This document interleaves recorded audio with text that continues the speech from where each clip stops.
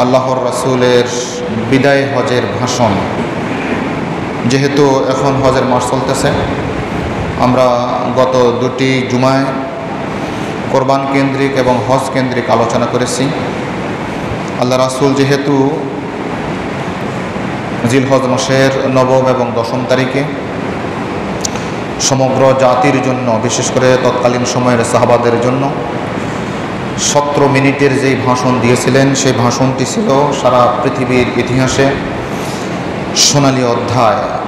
আল্লাহ রাসূল আলাইহিস সালাম সারাটা জীবন যে দাওয়াত দিয়ে এসেছেন, সে দাওয়াতের সারসংক্ষেপ 17 মিনিটের মধ্যে আল্লাহ রাসূল উম্মতের সামনে পেশ করেছেন, সাহাবায়ে কেরামের সামনে পেশ করেছিলেন।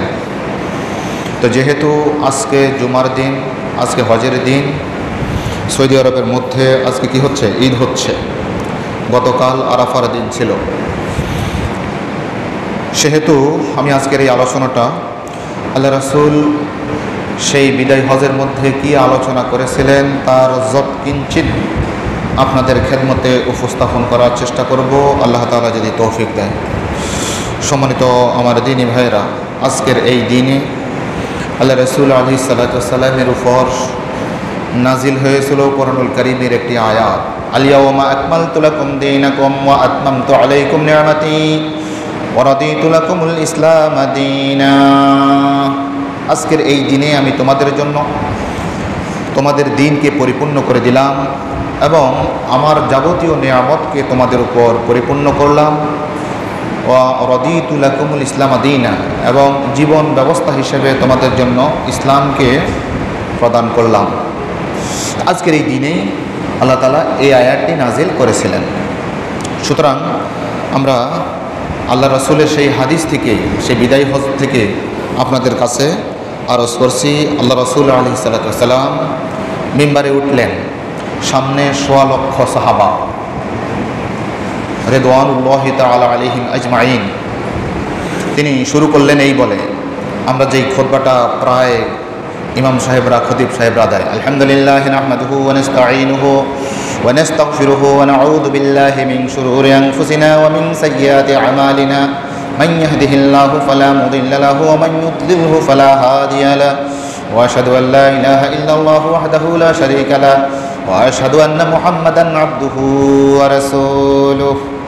আল্লাহ রাসূল এই খুতবাটা প্রথমে পেশ করলেন। এখানে আল্লাহ তাআলার গুণগান গাইলেন, আল্লাহর কাছে সাহায্য চাইলেন, আল্লাহর কাছে ক্ষমা চাইলেন এবং যাবতীয় মন্দ কাজ থেকে আল্লাহর কাছে ফানা চাইলেন। যত ভালো কাজ আছে সবগুলোকে কবুল করার জন্য আল্লাহর কাছে দোয়া করলেন।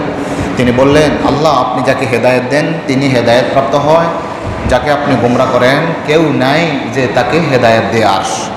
এরপরে আমরা যেটা কালিমাতুশ শাহাদাহ বলি, কালিমায়ে শাহাদাত, আশহাদু আল্লা ইলাহা ইল্লাল্লাহু ওয়া আশহাদু আন্না মুহাম্মাদান আবদুহু ওয়া রাসূলুহু, আমি সাক্ষ্য দিচ্ছি আল্লাহ ছাড়া কোনো ইলাহা নেই, কোনো মাবুদ নাই, আমি সাক্ষ্য দিচ্ছি মুহাম্মদ রাসূলুল্লাহ সাল্লাল্লাহু আলাইহি সাল্লাম আল্লাহর প্রেরিত বান্দা ও রাসূল।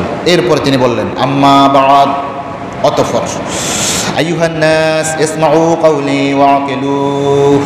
তিনি বলছেন, সামনে কত? ১.৫ লক্ষ সাহাবায়ে কেরাম। তিনি বলছেন, আইয়ুহান নাস, ওহে মানব মণ্ডলী, ইসমাউ, তোমরা শোনো, ওয়া আকিলু, তোমরা হৃদয়ঙ্গম করো, তোমরা আমার কথাগুলো খুব মনোযোগ দিয়ে শোনো এবং হৃদয়ঙ্গম করো। কেননা আল্লাহ রাসূল আলাইহিস সালাতু ওয়াস সালাম জানতেন যে যদি মনোযোগ দিয়ে কোনো কথা না শুনে এবং হৃদয়ঙ্গম না করে তাহলে তারা জাহান্নামে নিপতিত হয়। কাফেরদের একটা কথা আল্লাহ তাআলা সূরা মুলকের মধ্যে কোট করছেন, তারা জাহান্নামের মধ্যে থেকে বলবে, ওয়াকালু লাউ কুন্না নাসমাউ আও নাআকুলু মা কুন্না ফি আসহাবিস সাঈর। আমরা যদি দুনিয়ার জীবনে শুনতাম এবং হৃদয়ঙ্গম করতাম, ভালোভাবে বুঝতাম, তাহলে আমরা এই জাহান্নাম, সাঈর নামক জাহান্নামের মধ্যে আসতাম না। তাহলে জাহান্নামীদের কথা হচ্ছে যে আমরা যদি শুনতাম এবং হৃদয়ঙ্গম করতাম। আল্লাহ রাসূল বলছেন, ওহে মানব মণ্ডলী, ইসমাউ কাওলি ওয়া আকিলু, তোমরা আমার কথাকে মনোযোগ দিয়ে শোনো এবং হৃদয়ঙ্গম করো। ফাইন্নী লা আদরি লাআল্লি লা আলকাকুম বা'দা আমী হাযা ফী মাওকিফি হাযা। তিনি বলছেন, আমার ধারণা হচ্ছে এই, আমার মনে হয় সামনের বছরে আমার এই বছরের পরে সামনের বছরে তোমাদের সাথে আবার মিলিত হতে পারবো, আমার এটা বিশ্বাস হচ্ছে না। আমার জানা নাই যে আগামী বছরও আমি তোমাদের সাথে আবার এই জাতীয় কোনো এই মাওকফে, এই আরাফার ময়দানের, এই হজের ময়দানে কিছু কথা বলতে পারবো, এটা আমার সাহসে কুলাচ্ছে না। আমার মনে হয় আমি আর এই বছরের পরে থাকবো না। কেন থাকবো না? তিনি জানতেন, কেননা ওনার উপর সূরা নাসর নাজিল হয়েছিল। ইযা জাআ নাসরুল্লাহি ওয়াল ফাতহ ওয়া রাআইতান নাসা ইয়াদখুলুনা ফি দীনিল্লাহি আফওয়াজা ফাসাব্বিহ বিহামদি রাব্বিকা ওয়াস্তাগফিরহু ইন্নাহু কানা তাওয়াবা। এই আয়াতের মধ্যে হযরত ইবনে আব্বাস রাদিয়াল্লাহু বলেন, এই সূরার মধ্যে আল্লাহ তাআলা আল্লাহর রাসূলের ইন্তেকালের কথা, মৃত্যুর কথা এই সূরার মধ্যে লুকায়িত রেখেছেন। তিনি বলছেন, ইযা জাআ নাসরুল্লাহি ওয়াল ফাতহ, যখন আল্লাহ তাআলার পক্ষ থেকে সাহায্য এবং বিজয় আসবে। ওয়া রাআইতান নাসা ইয়াদখুলুনা ফি দীনিল্লাহি আফওয়াজা, আপনি দেখতে পাবেন এই দ্বীন ইসলামের মধ্যে দলে দলে লোক প্রবেশ করতেছে। আল্লাহ রাসূল বুঝে গিয়েছেন আমার উপর যেহেতু এই সূরাটা নাজিল হয়েছে, আমাকে আল্লাহ তাআলা যেই উদ্দেশ্যে এই পৃথিবীর মধ্যে না আসার জন্য প্রেরণ করেছেন, আমাকে যে উদ্দেশ্য নিয়ে এই দুনিয়ার মধ্যে আল্লাহ তাআলা প্রেরণ করেছেন, সেই উদ্দেশ্যটা কি হাসিল হয়ে গিয়েছে। কি উদ্দেশ্যে আল্লাহ তাআলা তার রাসূলকে প্রেরণ করেছিলেন? 3 জায়গার মধ্যে আল্লাহ তাআলা সেটা বলেছিলেন। সূরা তাওবার মধ্যে উল্লেখ করেছেন, সূরা ফাতহের মধ্যে উল্লেখ করেছেন, সূরা সফের মধ্যে উল্লেখ করেছেন। সব জায়গার মধ্যে, এই 3টা জায়গার মধ্যে আল্লাহ তাআলা যে কথাটা বলেছেন, হুয়াল্লাযী আরসালা রাসূলাহু বিল হুদা ওয়া দীনিল হক লিইয়ুযহিরাহু আলাদ দীনি কুল্লিহি ওয়ালাউ কারিহাল মুশরিকুন। 2 জায়গার মধ্যে আছে ওয়ালাউ কারিহাল মুশরিকুন, এক জায়গার মধ্যে আছে ওয়া কাফা বিল্লাহি শাহীদা। হুয়াল্লাযী আরসালা রাসূলাহু বিল হুদা ওয়া দীনিল হক, তিনি সেই আল্লাহ যিনি তার রাসূলকে প্রেরণ করেছেন দ্বীনি হক সহকারে। ওয়াল্লাযী আরসালা রাসূলাহু বিল হুদা, হেদায়েত সহকারে, ওয়া দীনিল হক, এবং সত্য দ্বীন সহকারে, লিইয়ুযহিরাহু আলাদ দীনি কুল্লিহি ওয়া কাফা বিল্লাহি শাহীদা। এই জন্য যে তিনি দুনিয়ার মধ্যে যত আদিয়ানে বাতিলা রয়েছে, যত মিথ্যা মাবুদ রয়েছে, মিথ্যা দ্বীন রয়েছে, সকল দ্বীনের উপর দ্বীনে হককে বিজয়ের জন্য, ইসলামকে বিজয়ের জন্য তিনি তার রাসূলকে প্রেরণ করেছেন। তাহলে যেহেতু আল্লাহ তাআলা বলছেন যে দ্বীন হক প্রচারের জন্য, প্রতিষ্ঠা করার জন্য, বিজয়ী করার জন্য তিনি তার রাসূলকে প্রেরণ করেছেন, আর দ্বীনে হককে তিনি বিজয় করেছেন, সেখানে বলা হচ্ছে যখন আল্লাহর পক্ষ থেকে সাহায্য এবং বিজয় আসবে, তখন মানুষ দলে দলে প্রবেশ করবে।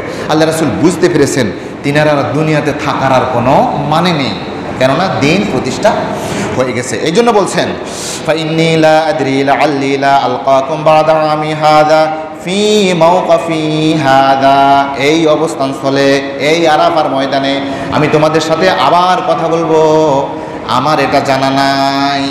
তিনি ভালোভাবেই জানতেন যে তিনি আর এই বছরের পরে থাকবেন না। এরপরে তিনি বললেন, আচ্ছা আমার সাহাবায়ে কেরাম শুনো তো দেখি, আইয়ু শাহরিন হাযা কুলনা আল্লাহু ওয়া রাসূলুহু আ'লাম। তিনি কয়েকটা প্রশ্ন করলেন। তিনি বললেন, আমার সাহাবায়ে কেরাম বলো তো দেখি আজকের এই মাসটা কি, আজকের এই মাসটা কি? সাহাবায়ে কেরাম জানতেন যে এই মাসটা হচ্ছে জিলহজ মাস, কিন্তু না, আল্লাহর রাসূল যেহেতু এখানে জিজ্ঞেস করছেন, নিশ্চয়ই ওনার অন্য কোনো কারণ থাকতে পারে। আমরা মনে করেছি, সাহাবায়ে কেরাম বলেন যে আমরা মনে করলাম যে আল্লাহর রাসূল মনে হয় এই মাসটার নাম পরিবর্তন করে দিবেন, এই জন্য আমরা বললাম যে আল্লাহু ওয়া রাসূলুহু আ'লাম। সাহাবায়ে কেরামের দস্তুর ছিল, স্বভাব ছিল, যে কোনো কথা নিজেরা জানলেও বলতেন যে আল্লাহ এবং তার রাসূল ভালো জানেন, এই কথাটা বলতেন। তো সাহাবায়ে কেরাম বলেন যে আল্লাহু ওয়া রাসূলুহু আ'লাম, আজকের এই মাসটা কি মাস, আল্লাহ এবং তার রাসূল ভালো জানেন। এরপর আল্লাহ রাসূল জিজ্ঞাসা করলেন, আচ্ছা শোনো তো দেখি, শোনো তো দেখি এই শহরটার নাম কি, এই শহরটার নাম কি? আইয়ু বালাদিন হাযা, এই শহরটার নাম কি? তো সাহাবায়ে কেরাম জানতেন এই শহরের নাম হচ্ছে হারাম শরীফ, মক্কা শরীফ, যেখানে বাইতুল্লাহ শরীফ রয়েছে। এটা তো সবাই জানে, আমরাও জানি। আল্লাহর রাসূল মনে হয় আল্লাহু সাইয়ুসাম্মিহি বিগাইরি ইসমিহি, আমরা মনে করলাম যে হয়তো বা আজকের এই শহরটার নাম ভিন্ন কোনো আরেকটা শহরের নাম দিবেন হয়তো বা, এই জন্য আমরা বললাম আল্লাহু ওয়া রাসূলুহু আ'লাম, আল্লাহ এবং তার রাসূল ভালো যান। আচ্ছা সাহাবায়ে কেরাম বলো তো দেখি আজকের এই দিনটার নাম কি, আজকের এই দিনটার নাম কি?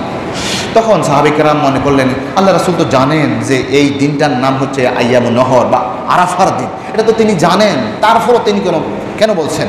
নিশ্চয়ই এটার মধ্যে কোনো একটা কারণ আছে, হয়তোবা আজকের এই দিনটার নামও তিনি পরিবর্তন করে দিবেন। আল্লাহ রাসূল বলেন আচ্ছা এই শহরটার নাম কি হারাম শরীফ নয়? হ্যাঁ ইয়া রাসূলুল্লাহ।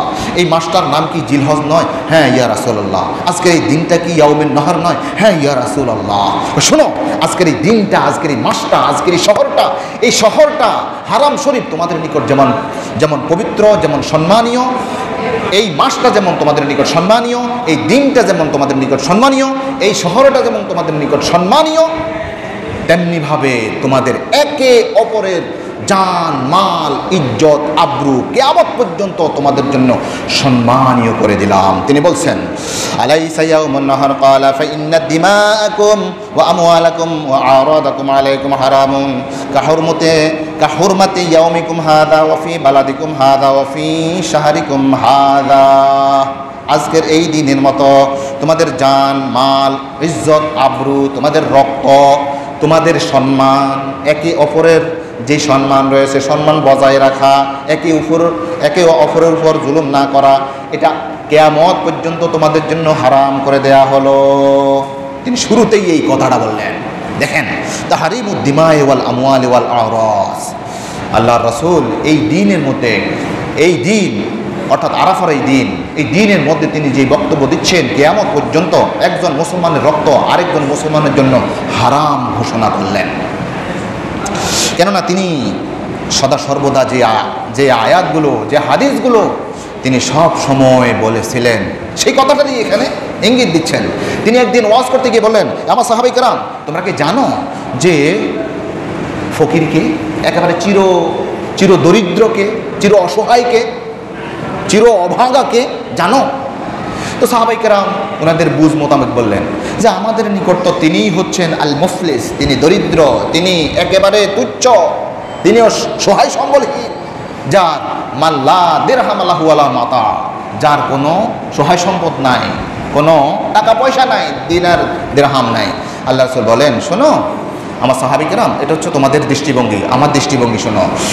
তিনি বললেন যে আল মুসলিমু মিন উম্মতি মাইয়াতি ইয়াউমাল কিয়ামাতি বিসালাতিন ওয়া সিয়ামিন ওয়া যাকাতিন। শোনো কিয়ামতের ময়দানে আমার সেই উম্মতটাই হবে সবচেয়ে হতভাগা, সবচেয়ে দরিদ্র, যে কিয়ামতের ময়দানে অনেক নামাজ নিয়ে আসবে, অনেক রোজা নিয়ে আসবে, অনেক যাকাত নিয়ে আসবে, দান সদকা নিয়ে আসবে, মানে নেকির পাহাড় নিয়ে আসবে। এটার সাথে সাথে ওয়ায়াতি ওয়াকাদ শাতামা হাযা ওয়া কাযাফা হাযা ওয়া আকালা মাল হাযা ওয়া সাফাকা দামা হাযা ওয়া দরাবা হাযা। শোনো আমার সাহাবায়ে কেরাম কিয়ামতের দিন সবচাইতে দরিদ্র আমার উম্মতদের মধ্যে সেই হবে যে অনেকগুলো নামাজ রোজা হজ যাকাত ইত্যাদি আমলের পাহাড় নিয়ে, নেকির পাহাড় নিয়ে কিয়ামতের ময়দানে উপস্থিত হবে। তবে সাথে সাথে এটাও নিয়ে আসবে একজন মুসলমানের যেই ইজ্জত আবরু আছে তাকে গালি দিয়েছে, গালি দিয়ে তার ইজ্জতকে ভুলণ্ঠিত করেছে। ওয়াকাযাফা হাযা, মিথ্যা অপবাদ দিয়ে তার যে ইজ্জত সম্মান ছিল, ব্যক্তিত্ব ছিল, মিথ্যা অপবাদ দিয়ে সেটাকে ভুলণ্ঠিত করেছে।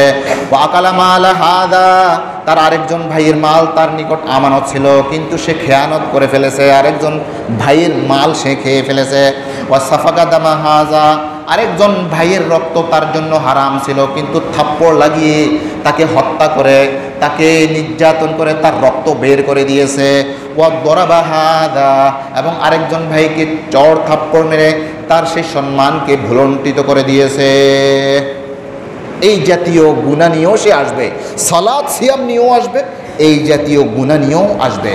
ফায়ুতি হাযা মিন হাসানাতিহি ওয়া হাযা মিন হাসানাতিহি। তারপর ওই যে দুনিয়ার জীবনে একজন ব্যক্তিকে একটা থাপ্পড় দিয়েছিল, তার ব্যক্তিত্বের মধ্যে আঘাত দিয়েছিল, তার আত্মসম্মানের মধ্যে আঘাত দিয়েছিল, তার এই কবুল হওয়া নেকি থেকে, তার এই রোজা নামাজ রোজা হজ যাকাতের এই কবুল হওয়া নেকি থেকে তাকে দিয়ে দেওয়া হবে, আরেকজনকে দিয়ে দেওয়া হবে, আরেকটাকে একটা থাপ্পড় দিয়েছিল এর কবুল হওয়া নেকি তাকে দিয়ে দেওয়া হবে, আরেকজনের রক্ত প্রবাহিত করে দিয়েছে এর কবুল হওয়া নেকি তাকে দিয়ে দেওয়া হবে, আরেকজনের মাল সম্পদ সে অন্যায়ভাবে ভক্ষণ করেছে এর কবুল হওয়া নেকি তাকে দিয়ে দেওয়া হবে। এরপরে যখন হাত্তা ফানিয়াত হাসানাতুহু ক্বাবলা আন ইউকযা মা আলাইহি, এরপরও আরও কিছু মানুষ রয়ে গেছে যাকে এখনো দেনা রয়ে গেছে, যার আত্মসম্মানের মধ্যে যার ধন সম্পদ সে অন্যায়ভাবে ভক্ষণ করেছে, আরও কিছু মানুষ রয়ে গেছে। এই দিক দিয়ে এই বেচারা সকল নেকি নিঃশেষ হয়ে গিয়েছে। এখন কি হবে? উখিদা মিন খাতায়াহু ফাতুরিহাত আলাইহি সুম্মা তুরিহা ফিন্নার, এরপরে ওই বেচারাকে এখনো দেনা আছে, তার গুনাহ আছে, ওই গুনাহটা এই বেচারার কাঁধের উপরে আমল নামার মধ্যে লিখে দেওয়া হবে। এরপরে দিতে দিতে এমন একটা অবস্থায় হবে তখন তাকে জাহান্নামের মধ্যে নিক্ষেপ করা হবে। আমার এই উম্মতটা হচ্ছে সবচেয়ে বেশি দরিদ্র। আর বিদায় হজের ময়দানে আল্লাহ রাসূল বলছেন, ফাইন্না দিমাকুম ওয়া আমওয়ালাকুম ওয়া আরাদাকুম আলাইকুম হারামুন কাহুরমাতি ইয়াউমিকুম হাযা ওয়া ফি বালাদিকুম হাযা ওয়া ফি শাহরিকুম হাযা। আমার উম্মতরা, আজকের এই দিন যেমন তোমাদের নিকট পবিত্র, তেমনিভাবে কিয়ামত পর্যন্ত তোমাদের আরেকজন মুসলমান ভাইয়ের ইজ্জত, আবরু, ধন সম্পদ সব কিছু তোমাদের জন্য সম্মানীয়, পবিত্র। আল্লাহ রাসূল আলাইহিস সালাতু ওয়াস সালাম আরেকটা হাদিসের মধ্যে তিনি বলেছেন যে একজনের সম্পদ অন্যায়ভাবে খাওয়া কেমন শাস্তি। খায়বরের যুদ্ধের মধ্যে সাহাবায়ে কেরাম অনেকেই ইন্তেকাল করলেন। ইন্তেকাল করার পর তখন যারা জীবিত ছিল সাহাবায়ে কেরাম, তিনারা বলতেছেন ওই যে একজন মানুষ ফুলানুন শহীদুন, ওই বেচারা শহীদ, ইনি শহীদ।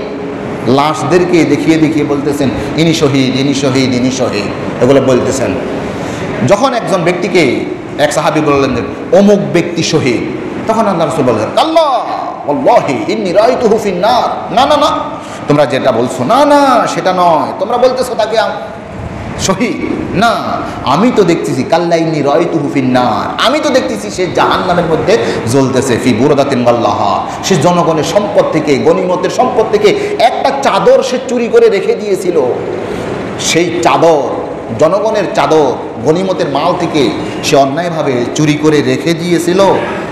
এই চাদর চুরি করে রেখে দেওয়ার কারণে আমি তাকে দেখতেছি, তোমরা বলতেছো তাকে শহীদ, আমি দেখতেছি তাকে জাহান্নামের মধ্যে জ্বলতেছে। বলুন না নাউযুবিল্লাহ।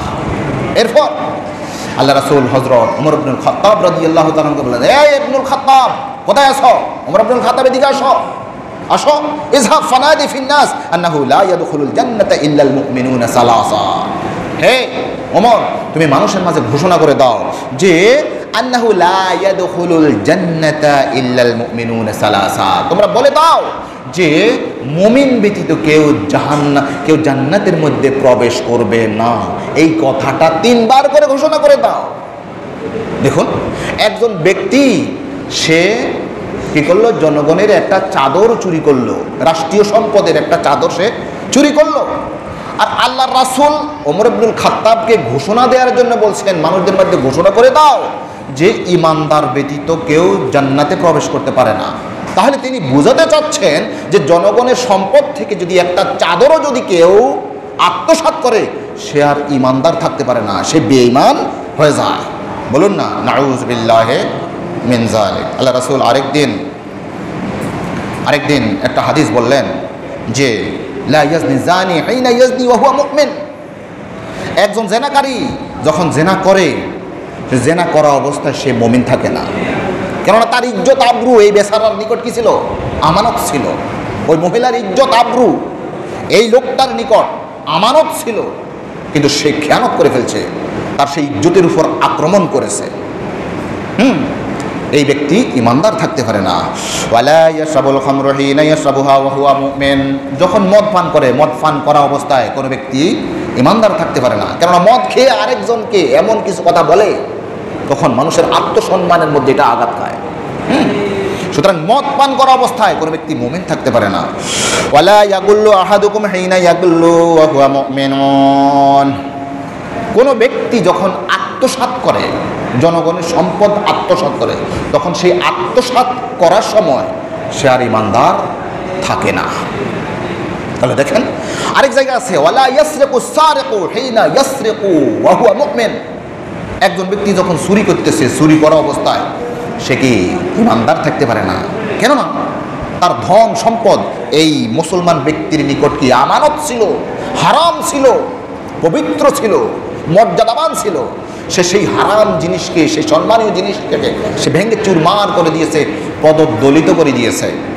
এজন্য সে চুরি করেছে, হ্যাঁ, সম্পদ চুরি করেছে। এই বেচারা আর ইমানদার থাকতে পারে না। আরেকটা হাদিসের মধ্যে আল্লাহ রাসূল আলাইহিস সালাতু ওয়াস সালাম এমন এক ডেয়ারিং কথা বললেন, আপনারা এই হাদিসটা হয়তোবা কোনো ওয়াজের ময়দানে শুনে থাকতে পারেন। ইমরাতুল গামিদিয়া, একজন ব্যক্তি, একজন মহিলা, একজন পুরুষের সম্পর্ক কথা এসেছে, মাইজ আসলামী, আরেকজন মহিলা সম্পর্কে কথা এসেছে। ইমরাতুল গামিদিয়া, তিনি জেনা করেছেন। জেনা করে এসে আল্লাহ রাসূলের সামনে এসে বলছেন, ইয়া রাসূলুল্লাহ তাহহিরনি, ইয়া রাসূলুল্লাহ আপনি আমাকে পবিত্র করুন। কিসের পবিত্র? আমি জেনা করেছি। দেখুন ওনারা আখিরাতের আযাবকে কেমন ভয় করতেন। জেনা করে চুপে চুপে থাকে, চুপে চুপে থাকে, কিন্তু তিনি বলছেন, ইয়া রাসূলুল্লাহ আপনি আমাকে পবিত্র করুন, আমি নষ্ট হয়ে গিয়েছি, কি করব, তোমাকে কিসে থেকে পবিত্র করব?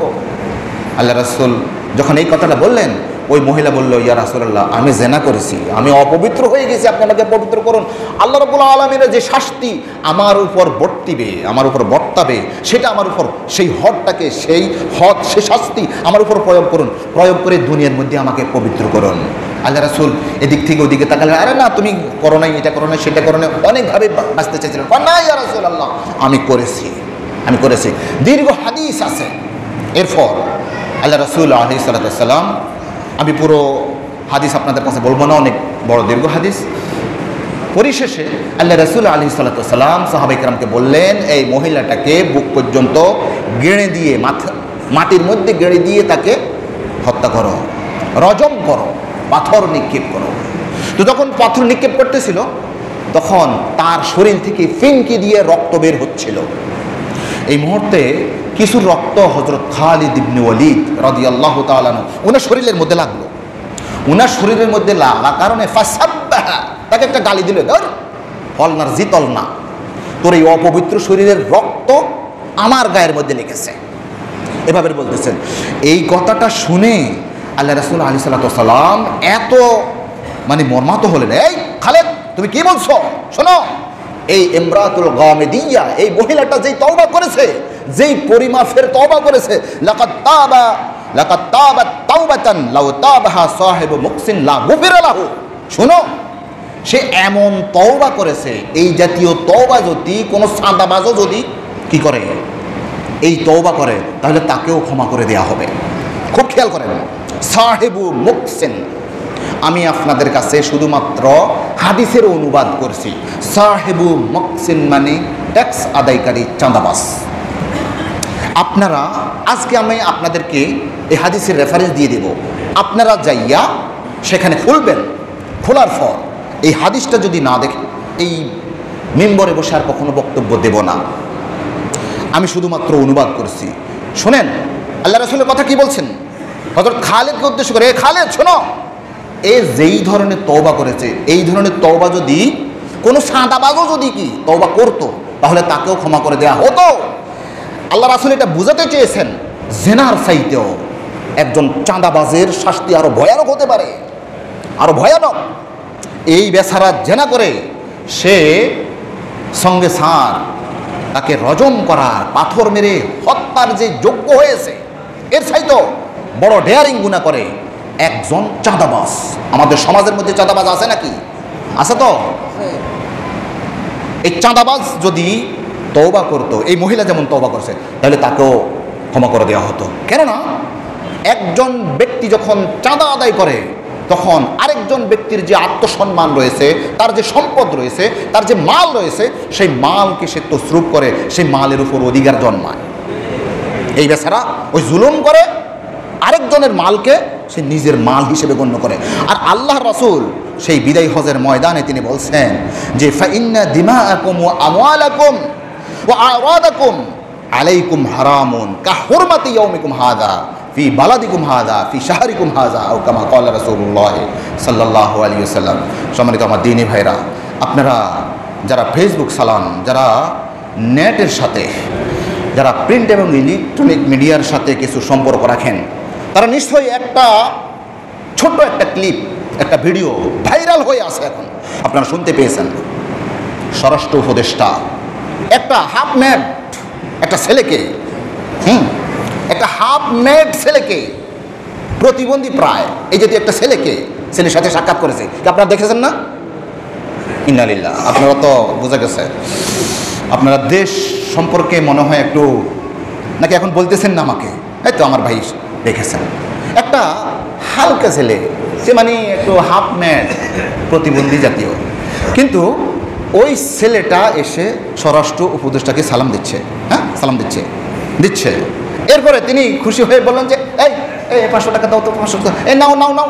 এই ছেলেটা যা বলেছে, আমরা যারা শিক্ষিত মানুষ আছি আমাদের দুই গালের মধ্যে জুতা দিয়ে মেরেছে, নৈতিকতা শিক্ষা দিয়েছে। এই একটা হাফ ম্যাড, একটা পাগল ধরনের ছেলে, শিক্ষিত হাজার হাজার কোটি টাকার মালিক, অনেক সম্ভ্রান্ত ব্যক্তির দুই গালের মধ্যে থাপ্পড় দিয়েছে। সে কি বলেছে আমি এটা নোট করেছি আপনাদেরকে বলার জন্য। সে বলেছে, স্যার আমার জন্য দোয়া করবেন, টাকা লাগবে না, আমার জন্য দোয়া করবেন। 500 টাকা যখন দিতেছিল তখন সে কয় যে টাকা নিলে মানুষে মন্দ বলবে, টাকা নেওয়া যাইব না, এরা দেশ চালাইতেছে না। তাকে যখন সাংবাদিক প্রশ্ন করেছে তুমি কেন 500 টাকা নিলে না, কেন না, এরা দেশ চালাইতেছে না, জনগণের খেদমত করতেছে না, ওই টাকা যদি আমি নিই এটা তো আমার জন্য অন্যায় হবে, আল্লাহ গুনাহ দিব। ঠিক এই কথাটা, টেহা নিলে আল্লাহ গুনাহ দিব, তার কথাটাই আমি আপনাদেরকে বলছি, টেহা নিলে আল্লাহ গুনাহ দিব। 500 টাকা নিলে হয়তো আমি 2 দিন চলতে পারবো, আর না নিলে অনেক দিন চলতে পারবো। 500, তার কথা দেখেন, একটা হাফ ম্যাড, একটা পাগল ছেলে, সে বলতেছে আমি যদি 500 টাকা নিই তাহলে 2 দিন চলতে পারবো, কিন্তু আমি যদি টাকা না নিই অনেক দিন চলতে পারবো, দোয়া দিব, মানুষের দোয়া দিব। আমি যদি 500 টাকা নেই তাহলে আল্লাহ গুনাহ দিব। তার যেই মানসিকতা, আর আজকে আমাদের সেই সারা দেশের মধ্যে কে কত বেশি, আমি কোনো দলের নাম বলছি না, যে দলে আসুক সবাই কে কার সাইতে প্রতিযোগিতায় ফার্স্ট হতে পারে এই প্রতিযোগিতা করে। সেও মুখটা করেছে, আমি তো মুখটা করবো, করি ফ্রন্টে আসবো, কি ঠিক না? আল্লাহ রাসূল আলাইহিস সালাম বিদায় হজের এই দিনে বলছেন যে তোমাদের রক্ত, তোমাদের সম্পদ, তোমাদের ব্যক্তিত্ব তোমাদের নিকট হারাম করা হলো। আজকে আমাদের সমাজের মধ্যে কতজনে কত চাঁদা তোলে, কত কমিশন খায়, টেন্ডারবাজি করে, এর বিপরীতে একটা ছেলে ঘর নাই, বাড়ি নাই, আশ্রয় নেই, তাকে বলা হয়েছে তুমি থাকো কোথায়, তার বাড়ি হচ্ছে নেত্রকোনা, আপনারা শুনেছেন নিশ্চয়ই। তাহলে এই ছেলেটা আমাদের সবাইকে, আজকে দেখেন আমরা যারা সভ্য মানুষ আমরা কোটি কোটি টাকা, বিলিয়ন টাকা আমরা বিদেশের মধ্যে পাচার করতেছি, আর এই ছেলেটার মতে এই অনুভূতি রয়েছে, 500 টাকা নিচ্ছে, হয়তো আল্লাহ গুনাহ দিব না। দেখেন এই অনুভূতি যদি আমাদের থাকতো তাহলে আমাদের দেশটা কি সোনালী যুগ হয়ে যেত, সোনার দেশ হয়ে যেত। সম্মানিত আমার দিনী ভাইরা, বেশি কথা বলতে পারবো না, বিদায় হজের অনেকগুলো কথা 17 মিনিটকে যদি 17 মাস 17 বছর যদি ব্যাখ্যা করে শোনানো হয়, আল্লাহ রাসূলের জাওয়ামিউল কালিম, অল্প কথা অধিক ভাব প্রকাশক, এমন কথা বলেছেন। 17 বছর যদি আমরা আল্লাহ রাসূলের এই বিদায় হজের ভাষণকে যদি আমরা বর্ণনা করতে থাকি, এটা শেষ হবে না। আল্লাহ রাসূল আলাইহিস সালাতু ওয়াস সালাম এই বিদায় হজের ময়দানে সেই কথাটা বলেছিল। আমরা বিদায় হজের এই ভাষণ থেকে এই একটি মাত্র উপদেশ, একটি মাত্র সিদ্ধান্ত, একটি মাত্র শিক্ষা কি আমরা নিতে পারি না, যে আল্লাহ রাসূল আলাইহিস সালাতু ওয়াস সালাম বলছেন যে ব্যক্তি মানুষের সম্পদ অন্যায়ভাবে গ্রহণ করে শহীদ হবে, মানুষের দৃষ্টিতে শহীদ, কিন্তু সে জাহান্নামী। আমরা এখান থেকে কি শিক্ষা নিতে পারি না যে আমরা যেন নিজের জানতে হোক অজান্তে হোক আমরা আরেকজন মুসলমান ভাইয়ের সম্পদ, মুসলমান না কোনো কাফের মুশরিকের হোক, অন্যায়ভাবে কারো সম্পদ আমরা ভক্ষণ করব না। আমরা কি আল্লাহর রাসূলের এই সিদ্ধান্ত আমরা মেনে নিতে পারি না? পারবো তো ইনশাআল্লাহ। আল্লাহ তাআলা আমাদেরকে সেই তৌফিক দান করুন। আল মুসলিমু মান সালিমাল মুসলিমুনা মিন লিসানিহি ওয়া ইয়াদিহি। মুসলমান তো সেই ব্যক্তি যার জবান দ্বারা, যার কথা দ্বারা, যার কর্ম দ্বারা অপর আরেকজন মুসলমান নিরাপদে থাকে।